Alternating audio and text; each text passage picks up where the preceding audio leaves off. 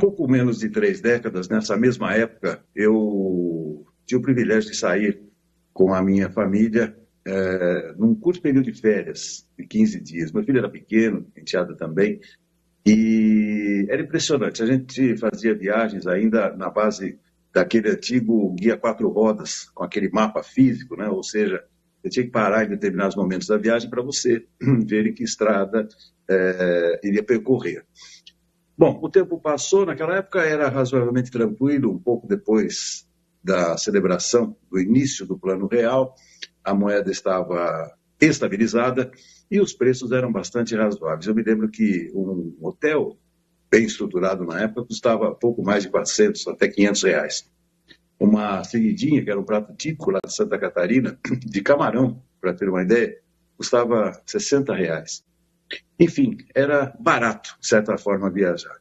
E muitas reportagens foram feitas sobre os 30 anos do Plano Real e a disparidade econômica que existiu entre o seu início até agora. Esses hotéis que custavam R$ 400, hoje custam em torno de R$ 1.800, R$ 1.600, uma diária, exatamente. Camarão, nem seguidinho, um prato de camarão na praia hoje gira em torno de R$ 200 a R$ 250.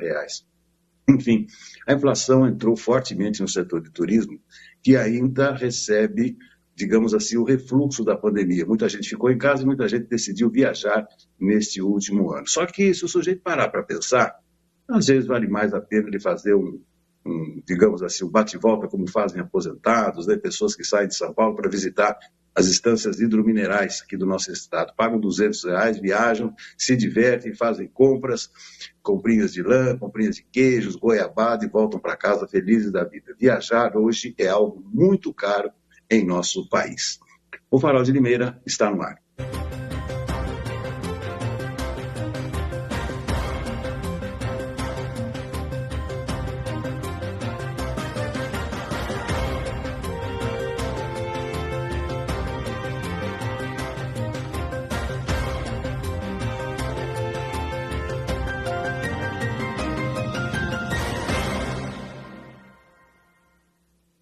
Segunda-feira, hoje mais uma edição itinerante do nosso Farol de Limeira, 29 de julho, ano é 2024. A partir de agora, muitas informações e análises para você. E eu já começo convocando aqui o meu companheiro, amigo, José Antônio Encinas, que já está conosco nesse início de programa. Encinas, seja muito bem-vindo. Um abraço, amigo. Outro abraço para você, Beto, e para todos que acompanham o nosso programa.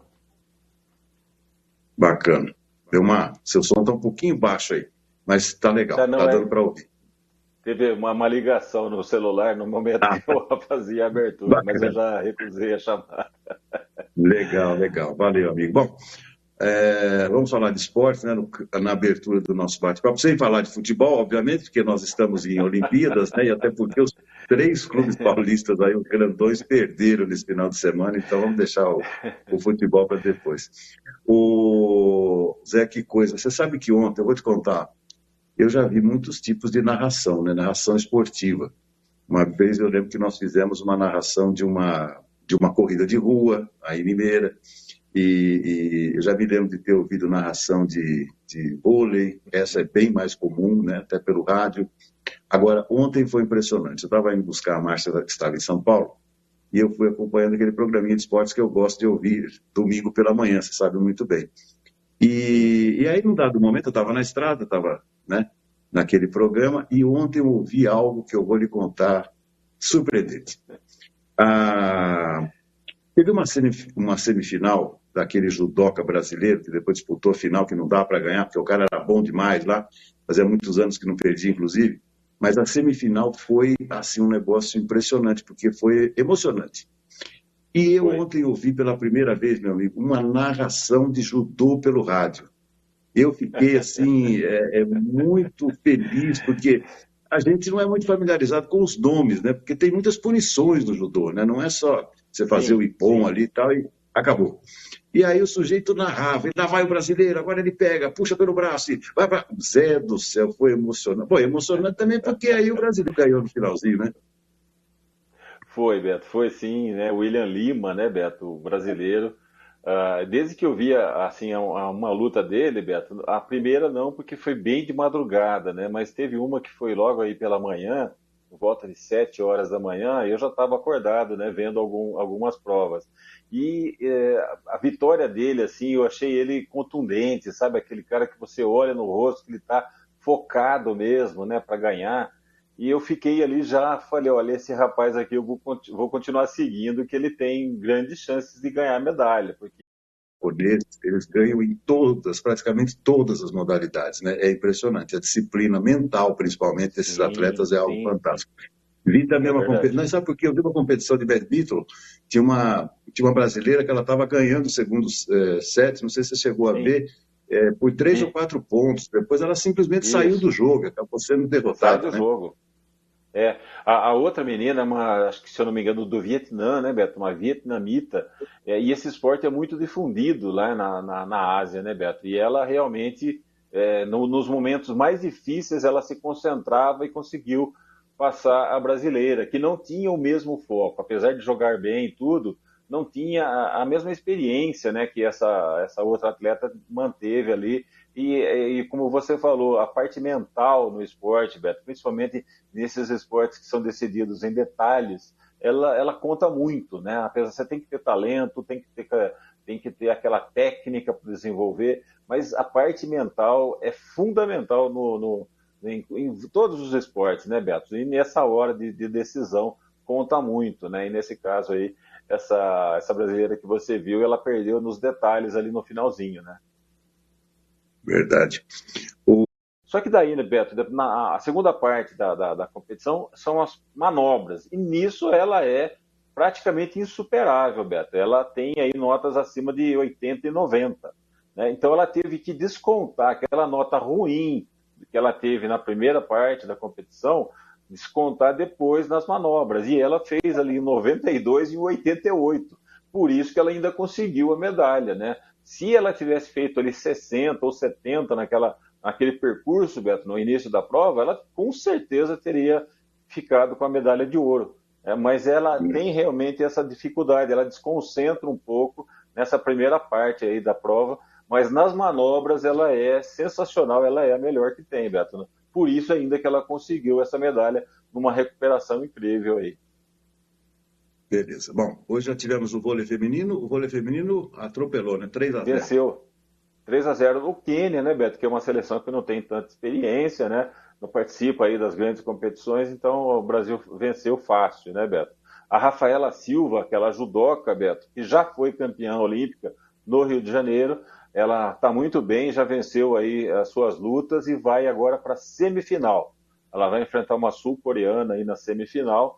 Se vencer, vai disputar a medalha de ouro novamente, Beto. Uma grande notícia e a grande chance que nós temos hoje de uma medalha. Né? Também está tendo o skate street masculino hoje, e nós temos 3 atletas, mais um mais experiente, que é o Kevin Hoffler, e ele tem sim chances, Beto. Ele foi bem já na sua primeira bateria, né? Onde você faz a classificação, ainda depende de outras baterias para ver em que posição que ele vai ficar, mas eu acredito que ele vai estar entre os 8 melhores aí para brigar por uma medalha também, Beto.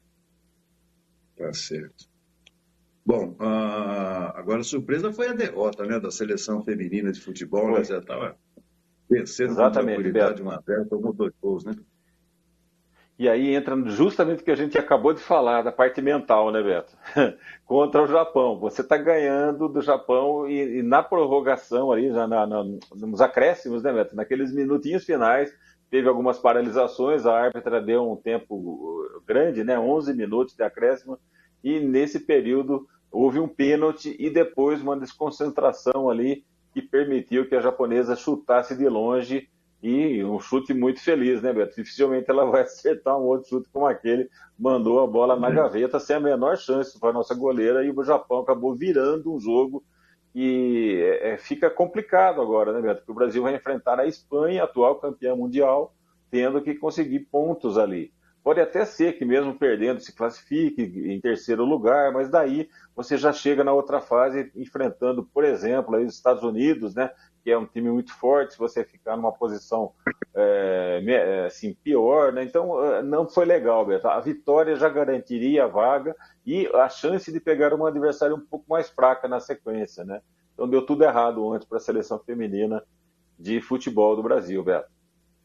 Em compensação, a Rebeca se classificou para fazer 5 finais, né? Cinco finais, Beto, sensacional. Ela Impressionante. mantém o mesmo nível, né, Beto? Ela está num nível de concentração, de felicidade, né, Beto? Ela é, inclusive, ela é casada com o treinador, né, o Chico, né, que é o que comanda toda a seleção ali. Eles moram juntos já há muitos anos. E você vê que ela está feliz, né, Beto? Tudo que ela faz ali, ela faz com um sorriso, com a certeza de que vai dar certo, porque ela, além de ter a competência, parece que ela está vivendo uma vida plena, né? Está muito feliz, muito bem, confiante, né, meu? Que é muito importante, a gente acabou de falar da confiança, e ela reúne mínimo 18 anos, né, Beto, para poder ser registrada e também ter finalizado o ensino médio. Então, são duas exigências apenas, né, Beto? Você ter 18 anos e o ensino médio completo, e com isso você ainda vai ser preparado, treinado para esse trabalho,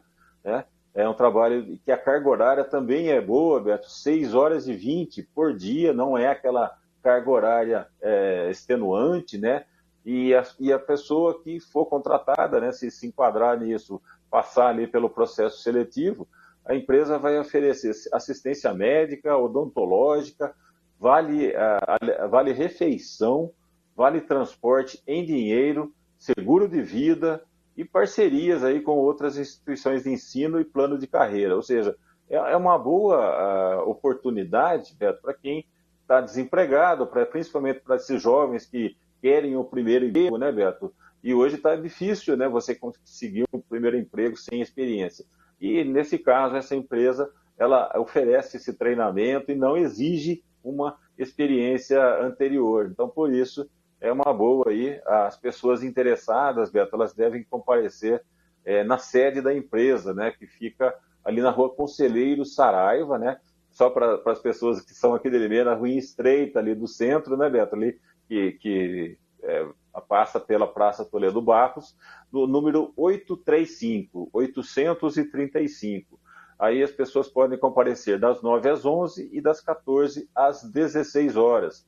O CPF, né, o RG e a carteira de trabalho física ou a digital, que a pessoa vai passar aí por esse processo seletivo e, se for contratada, vai aí conseguir um emprego, Beto. Tá certo. Zé, sobre o assunto lá da Câmara, eu vou discutir agora com o Voltorim também, que ele tem outras informações, então deixa Sim, comigo aqui que eu claro, sigo claro. com ele sobre aquela questão, tá bom? Perfeito. Muito Perfeito. obrigado, meu amigo, uma ótima semana e vamos ficar à torcida aí dos brasileiros nas Olimpíadas. Quem sabe uma medalhinha de ouro hoje, né, Beto? Grande abraço. Tchau, Verdade, é tchau. verdade. Valeu, valeu, bacana. É isso aí. Vamos até a redação da Tribuna de Limeira. Contato agora com o meu companheiro e amigo Antônio Cláudio Montorim. Seja muito bem-vindo, Montorim. Um abraço. Um abraço, Beto. Um ótimo início de semana a todos aqueles que nos acompanham aqui pelo Farol de Limeira, já nesse primeiro dia útil da semana, né? E antecedendo o início do mês de agosto aí, né? Vamos em frente, vamos falar um pouco de política nacional, internacional, local, tudo que a gente possa comentar aqui. Já temos mais uma chapa aí definida, né, para a eleição municipal. Teve convenção no sábado e vamos em frente. Antes de falar sobre isso, Cláudio, eu tenho uma curiosidade para a sua análise. Muita gente comentou já ao longo de todos os programas, né, do nosso Farol, nesses quase 4 anos, a respeito de fake news. E eu recebi uma postagem pelo WhatsApp, claramente uma montagem denegrindo a imagem de um candidato, no caso do Betinho Neves. Podia ser de qualquer outro, podia ser contra o Murilo, podia ser contra a Érica, mas eu só vou citar isso porque foi uma montagem tentando relacionar gastos de campanha, mesmo compra de votos e tal, do Betinho com empresas de Limeira. Bom, está denegrindo o candidato, está denegrindo a empresa. não se sabe o que é verdade, o que é mentira, fazem recortes de propaganda, aliás, de programas de rádio, e eu fiquei pensando com os meus botões, né? Sendo isso uma fake news, quem tem que correr atrás disso, no caso, é o candidato e a empresa. E como veio por WhatsApp, chegar até a primeira pessoa que fez essa postagem deve ser uma solicitação de quem foi ofendido. Porque quem repassou, embora possa ser punido também, me trouxe uma situação bastante complexa, Cláudio, porque se alguém fala mal de você, isso aí passa para a cidade inteira, o estrago já foi feito. E essa pessoa que fez também não vai virar público para fazer o seu desmentido. O que você acha dessa situação, Cláudio? Bom, Beto, essa situação, nós estamos passando por ela já há um bom tempo, né? Na política tem-se utilizado muito dessa questão das fake news para denegrir os políticos, para denegrir candidatos, né? Agora, nesse período eleitoral, principalmente candidatos, né? E é muito complicado, né? Em grupos de WhatsApp, nessas ferramentas de mensagens, né? É muito difícil você chegar ao emissor da mensagem, aquele que foi o primeiro. Consegue-se chegar, sim, mas isso fica por conta de quem foi denegrido. No caso aí do candidato e no caso da empresa citada, né? Eles que devem correr atrás, inclusive junto à Justiça Eleitoral, né? Porque normalmente esses grupos que fazem, que gostam de divulgar fake news, que produzem montagens, eles têm base em servidores fora do país, né? Então, eles criam o grupo de WhatsApp, por exemplo, utilizando um servidor muito, muito, muito distante do país, né? Servidores da Ásia, servidores da Europa, de todos os lugares que você possa imaginar, menos do Brasil. Por isso fica mais difícil ainda se chegar a eles. Mas não é impossível, não. Essa questão compete agora ao vereador candidato e à empresa, né, para que se chegue de fato a quem produziu, né? Como é período eleitoral, a gente até acredito que fica mais fácil essa pesquisa, porque com certeza deve ter partido de algum dos grupos que disputa as eleições, né? Ou de pessoas ligadas a esses grupos. Beto. Tá certo. Bom, por falar em eleições, tivemos mais uma convenção nesse final de semana de uma chapa que irá concorrer à Prefeitura de Limeira. Cláudio, você tem alguns detalhes? É o Murilo Félix, né, do Podemos, que tem como vice o advogado Fabiano D'Andrea. Foi feito no sábado, dia 27, né? Não divulgou-se ainda o número de vereadores da chapa, mas ambos já estão definidos como candidatos definidos em convenção, né? É a chapa Agir Podemos, né? Limeira Forte de Novo é a coligação. Então, temos mais um candidato. Eu não sei se a Érica Tanque já teve a sua convenção, nós não recebemos nenhuma informação sobre isso, né? Algumas postagens aí no Instagram, nos stories de redes sociais, mostram alguma movimentação, mas informação oficial do grupo coordenador de campanha da candidata não recebemos, né? Então, nós já temos aí 3 chapas praticamente definidas, né? Que é a do Luiz Henrique Mitsunaga, do PT, e do Marco Aurélio, PSB, que fazem parte da coligação ligada ao PT, PSB, PV, PSOL, né? Rede Sustentabilidade, Partido Verde e PCdoB. Temos a coligação do Betinho Neves, né? Que é Republicanos, MDB, com o Betinho como candidato e a doutora Mayra como vice.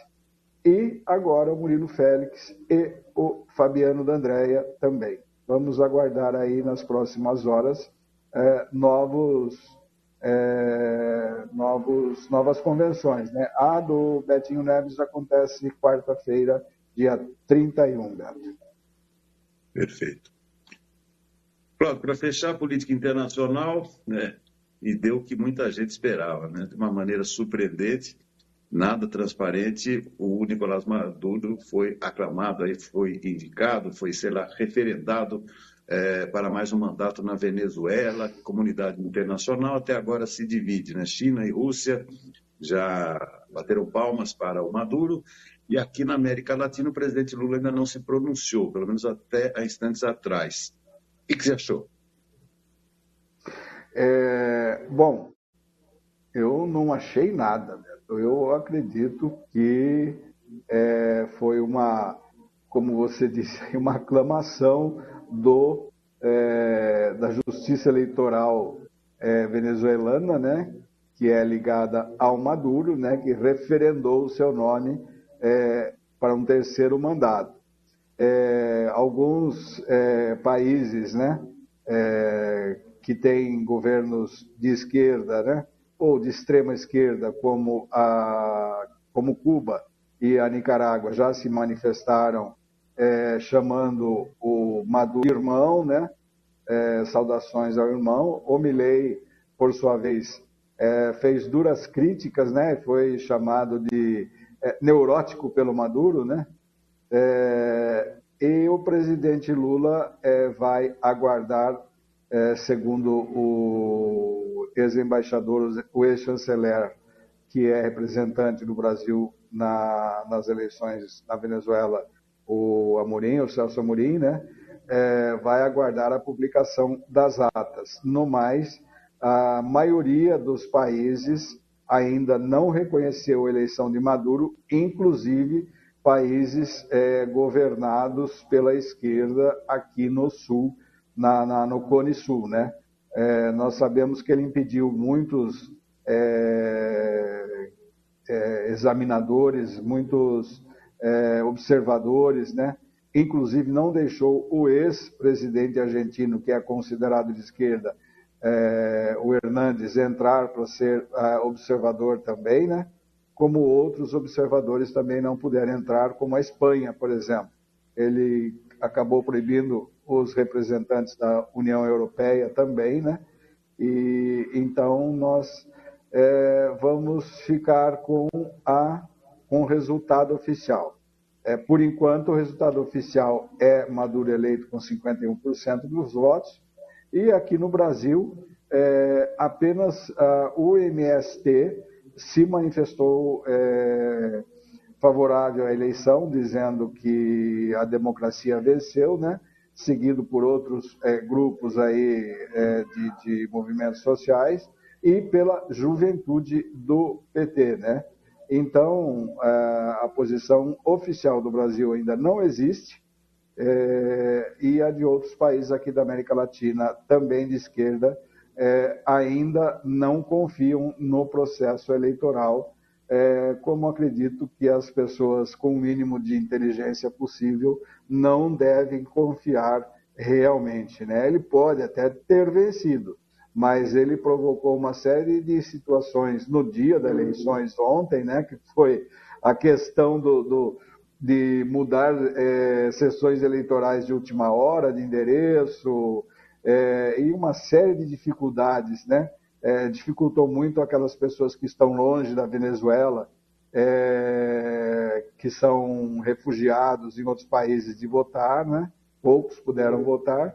Então, nós estamos nessa situação, mais uma vez, com o anúncio da reeleição de Maduro, né? Com certeza, a América Latina não ganha com isso, a América do Sul não ganha com isso, e também a Venezuela não ganha com isso. Nós precisamos de alternância, assim como acontece nos países, de uma forma geral, seja de direita ou de esquerda, né? Nós temos que ter essa alternância sem esses rompantes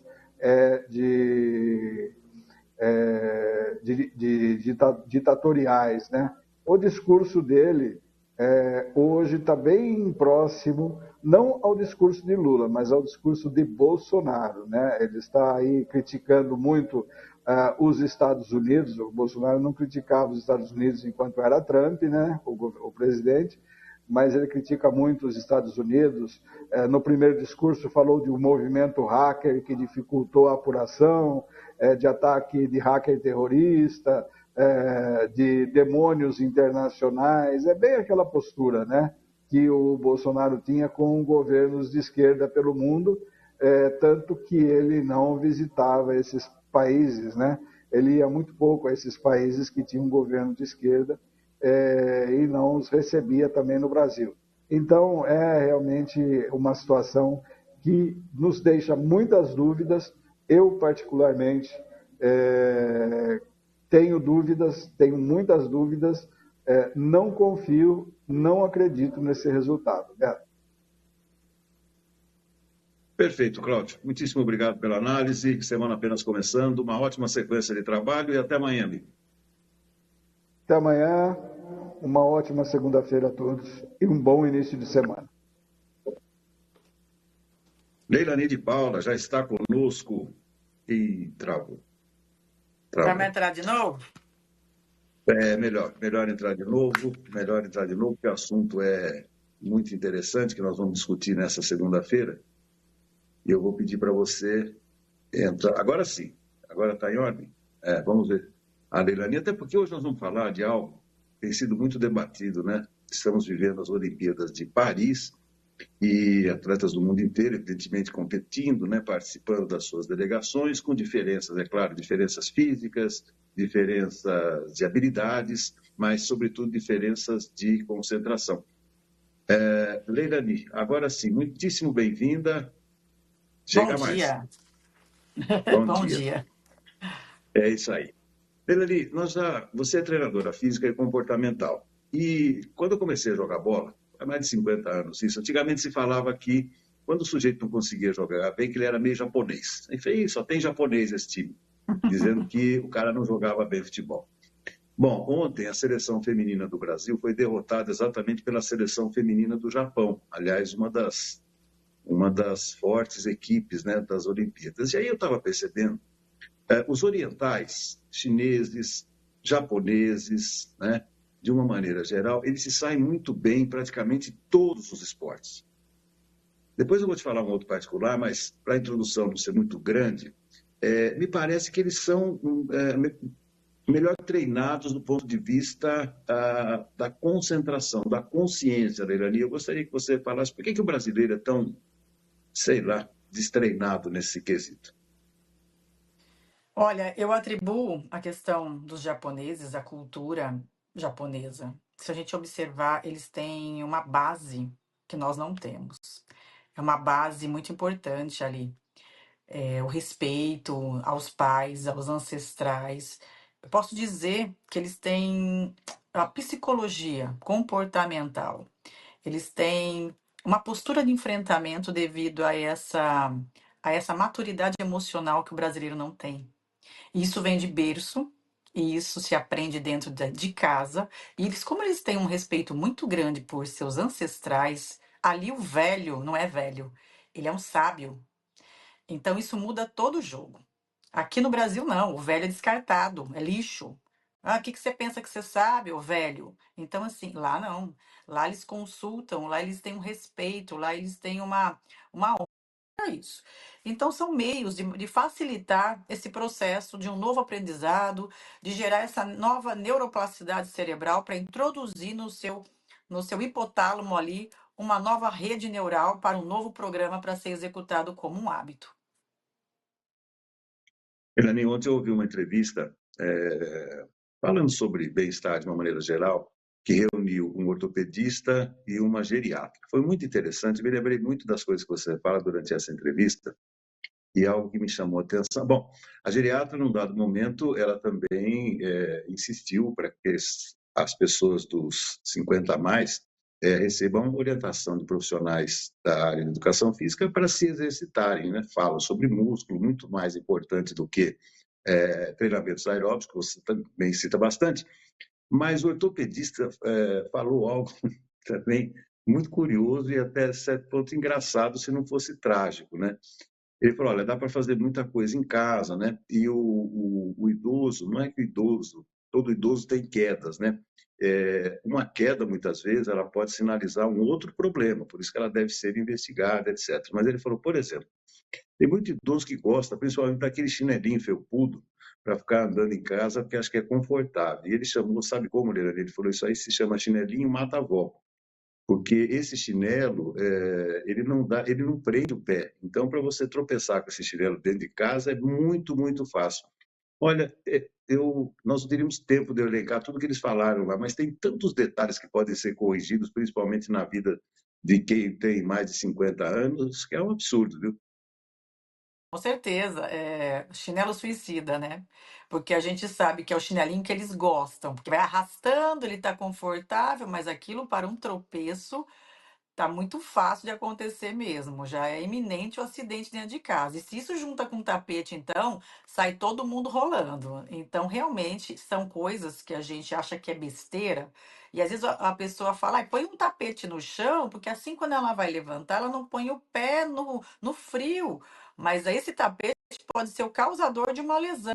E pode cair, quebrar, pode bater uma cabeça, um acidente neurológico. Então, olha que complicado um elo, um tapete. Então, são coisas que só quem está atento ao processo degenerativo da velhice sabe que isso pode ser, sim, um risco à saúde do idoso. Pode causar um acidente dentro de casa. Porque a gente não está preparado para a velhice, para falar a verdade. Quem é que está preparado para envelhecer? É por isso que eu falo, esteja em treinamento, treine o equilíbrio, treine a força muscular, para que você também evite lesões. Porque imagina, um idoso ficar acamado, dependendo do outro, dependendo de enfermeiro, causando todo esse problema para a família, porque é um adulto ali que eu preciso de cuidados. E às vezes esse idoso não tem a família por perto, então realmente, às vezes não tem condições financeiras de contratar um cuidador. Então, olha como é preocupante. Então, vamos evitar fazendo com que você possa envelhecer com saúde, porque a autonomia na velhice, ela é fundamental para a tua segurança, Roberto. Então, não é frescura ir para academia, não é frescura nenhuma, não é vaidade treinar músculo e se exercitar. Antigamente falava, isso é coisa para jovem, academia é coisa para jovem, exercício é para quem quer ficar bonito. Não, gente. Exercício físico é para quem quer ver envelhecer com autonomia e quem pretende aí ter uma vida, uma mais longevidade durante esse processo do envelhecer. Então é mais sério do que você imagina. Algo que ficou muito, algo que ficou muito claro ontem, que a gente é aquilo que a gente decidiu ser lá atrás, né? Principalmente em termos de alimentação, de sono, de ter uma vida regrada, né? Do meio, do segundo terço para frente da vida, considerando ela com 3 terços, a gente representa muito do que ela gente. Mas só que teve um detalhe interessante que o ortopedista falou, viu? É. Nunca é tarde para a gente adotar melhores hábitos, treinar e tal. Ou seja, por mais que você tenha uma certa idade, dá para recomeçar. Nunca é tarde, o corpo é muito inteligente, ele reage. Então é importante isso, mas é fato que você tem um histórico, tem um currículo, desde o momento que você nasce. Então são tijolinhos que você vai construindo. E eu pergunto, como é que está a tua fundação? A fundação é a base, né? Então a gente tem que construir algo, se você quer algo realmente, construir um monumento, algo para se sustentar ao longo dos anos, aguentar a tempestade, vendaval, faça essa base, esse alicerce muito bem feito, porque realmente isso muda. As pessoas às vezes me encontram e falam: você não muda nada, você continua a mesma, você está sempre bem, né? Eu falei: gente, não é de hoje, não é do nada. Isso não acontece do nada, é uma construção, é uma vida sem bebida, sem cigarro, sem droga. É uma vida construindo com hábitos saudáveis.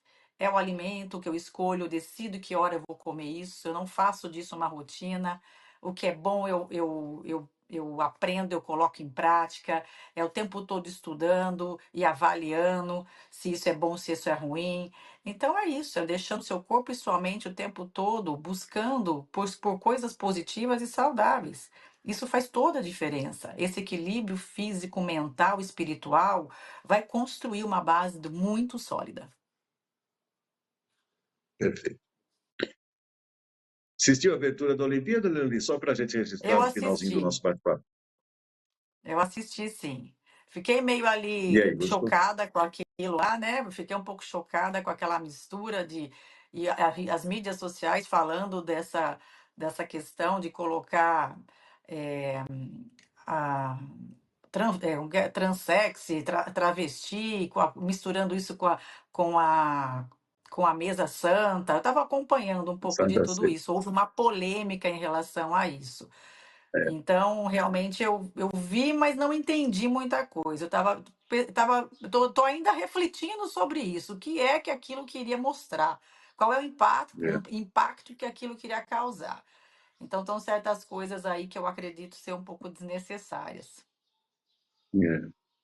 Para mim foi a única nota fora, viu? Para mim foi a única nota Eu fora, até também achei, porque porque é um evento bonito, é lindo, o mundo inteiro está olhando, é, e aquilo ali eu fiquei um pouco assim, mas qual que é a mensagem que isso quer trazer? É um é. confronto? É o quê? Então eu falei, eu acho desnecessário tudo isso. E eu fiquei um pouco chocada, assim. Não, e só lembrando que a França, né, ela tem uma forte presença dos católicos, tanto é que quando a Igreja Católica teve dois papas, a Igreja Católica já teve dois papas. Um continuou na Itália e o outro ficou na França. Você ter ideia de como esse país é ligado à religião, né? Mas eu também achei desnecessário. Sim. Verani, muitíssimo obrigado. Vamos continuar torcendo aí para as equipes brasileiras e até quarta-feira a gente se vê novamente. Ok, até quarta-feira. Boa semana a todos. Boa semana para todos nós. Essa é a Leirania de Paula. Vamos agora ao comentário do nosso companheiro César Bom Roberto. dia, Beto Lucato. Bom dia. Bom dia, Beto Lucato. Bom dia, meus amigos do Farol de Limeira. Beto, vamos falar sobre a Internacional? O Leão da Paulista foi até Santa Cruz do Sul no último sábado e empatou em 0-0 contra o Avenida daquela cidade, no jogo de ida da segunda fase do Brasileiro da Série D. O técnico leonino, Felipe Conceição, montou um esquema para não perder o jogo, né? E acabou dando certo. No final da partida, todos entenderam que foi um bom resultado e agora a Inter decide a sua passagem para a próxima fase no jogo do próximo sábado às 4 da tarde aqui no Limeirão contra esse mesmo Avenida lá do Rio Grande do Sul.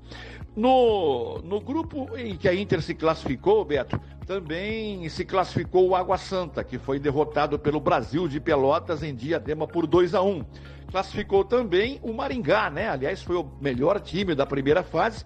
O Maringá foi até Novo Hamburgo e derrotou o time gaúcho por 4-2. E o Costa Rica, outro time classificado na chave da Inter, perdeu em casa para o Cianorte do Paraná por 3-1. Então, a Inter conseguiu um bom resultado juntamente com a equipe do Maringá, que, aliás, comenta-se que é um dos favoritos, né, para conseguir o acesso para a Série C do ano que vem. Passando para o Brasileirão, Beto, 20ª rodada, a primeira rodada do segundo turno. Olha só, hein? O Palmeiras foi derrotado em casa pelo Vitória sábado 2-0. O Juventude perdeu em casa também para o Criciúma por 2-1. Bahia e Internacional empataram em 1-1 em Salvador. Um outro resultado surpreendente. O Cruzeiro foi até o Rio de Janeiro e venceu o líder Botafogo por 3-0. E o São Paulo, jogando no Castelão lá em Fortaleza, foi derrotado pelo Fortaleza por 1-0. Ontem nós tivemos o Bragantino sendo derrotado pelo Fluminense em Bragança 1-0. O Flamengo venceu o Atlético de Goiás por 2-0 e é o novo líder do campeonato. O Grêmio derrotou o Vasco lá em Chapecó debaixo de muita chuva 1-0. O Corinthians foi até Belo Horizonte e foi derrotado pelo Atlético Mineiro 2-1. E o Cuiabá perdeu em casa para o Atlético do Paraná também por 2-1. Flamengo em primeiro 40, Botafogo em segundo 40, Palmeiras em terceiro 36, Fortaleza em quarto 36, Cruzeiro em quinto 35, São Paulo em sexto 32, 2 é o grupo da Libertadores da América. Lá embaixo, os últimos 4 colocados. Vitória, o 17º com 18, Cuiabá, 18º com 17, Fluminense é o 19º com 17 também, e o Atlético Goianiense é o último colocado com 12 pontos ganhos. Só lembrando que nós não teremos rodada no Brasileirão no meio de semana, né? Até porque teremos confrontos pela Copa do Brasil.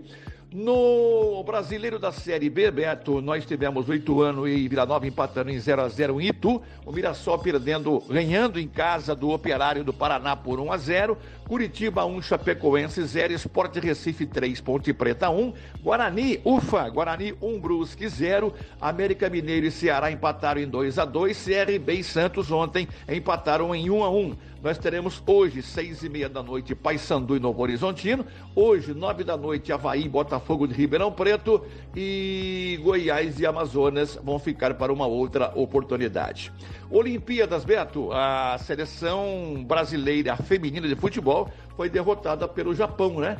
Ontem por 2-1. Por este mesmo grupo C, a Espanha venceu a Nigéria por 1-0. A Espanha lidera o grupo com 6 pontos, o Japão é o segundo colocado com 3, Brasil vem na terceira colocação também com 3 e a Nigéria é a última colocada com 0 ponto. O Brasil voltará a jogar na próxima quarta-feira, depois de amanhã, ao meio-dia, contra a seleção espanhola. E precisa ganhar, né? Para conseguir a sua classificação para a sequência dessas Olimpíadas. É isso aí, Beto. São as informações do esporte, sempre em nome de Vitória Contabilidade. Escritas fiscais, contabilidade em geral e imposto de renda. Eu indico Vitória Contabilidade. Rua Argentina 437, no Jardim Santana. Telefone 3453-2681. Um grande abraço, uma boa segunda, uma boa semana para todo mundo e até amanhã. Valeu, César. Até amanhã, um grande abraço. Rápido intervalinho, conclusão com o Ricardo Galzerani. Eu volto amanhã às 10. Até lá.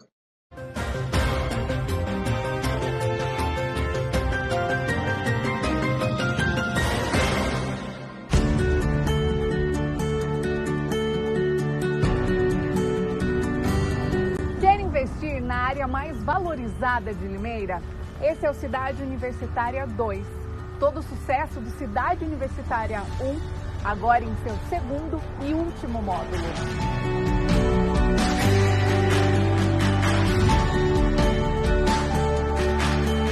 São lotes comerciais e residenciais a partir de 250 metros quadrados, com infraestrutura completa e ao lado da Unicamp. Esta é a hora perfeita para investir. As obras já estão em fase final. E para ficar ainda melhor, esse é um loteamento com a qualidade Grupo Ingep.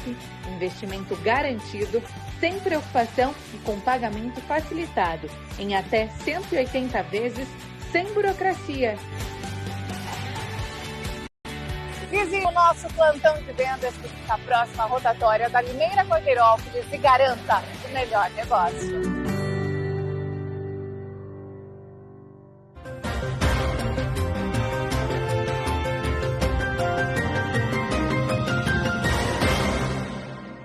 Vivemos, infelizmente, tempos obtusos, mas a tendência não é melhor se não reagirmos. Tempos de intolerância e censura, de tentar se criar uma padronização de comportamento em todo mundo, o que é extremamente perigoso, pois a diversidade de opiniões é que fez o mundo evoluir. 2 exemplinhos rápidos. O empresário Luciano Hang, que cria dezenas e dezenas e dezenas de milhares de empregos Brasil afora, foi condenado pela Justiça do Rio Grande do Sul, terça-feira da semana passada, a 1 ano e meio de prisão em regime semiaberto. Por quê? Porque ele criticou numa postagem um arquiteto lá do Gaúcho, que liderou um abaixo-assinado para proibir a instalação daquela estátua, que é o símbolo da Havan na cidade de Canoas. Você pode gostar ou não gostar daquela imagem, daquele símbolo, mas é uma marca do símbolo. É a mesma coisa você criticar um automóvel pelo logotipo. Eu não gosto do logotipo daquele carro, mas o carro é ruim, Não, o carro é bom. Olha o absurdo. O arquiteto quer proibir uma estátua, aquela estátua da Liberdade, que a Van coloca em várias cidades onde ela instala suas lojas. Ele liderou um abaixo-assinado. O Luciano Hang falou que ele é um esquerdopata, que o arquiteto é um esquerdopata. Olha, eu poderia ter falado direitopata, corintiano-opata, palmeirense-opata. Isso é proibido agora? Ah, não. Foi injúria e difamação. Canoas tem 350 mil habitantes. Luciano Hang vai gerar lá, já deve estar gerando milhares de novos empregos. Aí, alguém quer aparecer, acha que é de mau gosto a estátua, lidera um abaixo-assinado, recebe uma buchada do Luciano Hang, que não é uma ofensa. Esquerdopata é a pessoa que tem só uma visão de esquerda. Os juízes do Rio Grande do Sul condenaram o Luciano Hang. Olha o mundo onde está parando. Agora vamos para São Paulo. O apresentador Luciano Emiliano Surita, do Pânico. Ele imitou na TV os trejeitos de um apresentador da Globo News. Apresentador muito conhecido. Nossa, veio a lacração em peso da esquerda juvenil que tomou conta da cabeça dos adultos no Brasil. E tentando simplesmente lacrar este apresentador bastante conhecido. Porque isso foi um modo homofóbico de se dirigir ao apresentador. Quer dizer, as piadas que se fez, por exemplo, no falecido Clodovil, eu nunca vi o Clodovil processar ninguém. O Clodovil falava, essa imitação minha é de bom gosto, esta é de mau gosto, tirava sarro ainda. Só isso. Não. Toda a imprensa esquerda, juvenil, lacradora, desse politicamente correto que está limitando o país a todo mundo ficar calado e só poder ter opinião a favor de um lado, caiu em cima do Surita. E se a gente não reagir, eu aqui na minha aldeia, e outras pessoas em outras mais, nós vamos virando um monte de zumbis, liderados por uma Agenda 2030 que quer padronizar o mundo. E o Brasil está inserido nela, pelo menos grande parte. Vamos romper com isso, se nós queremos liberdade de expressão e de viver num país minimamente democrático.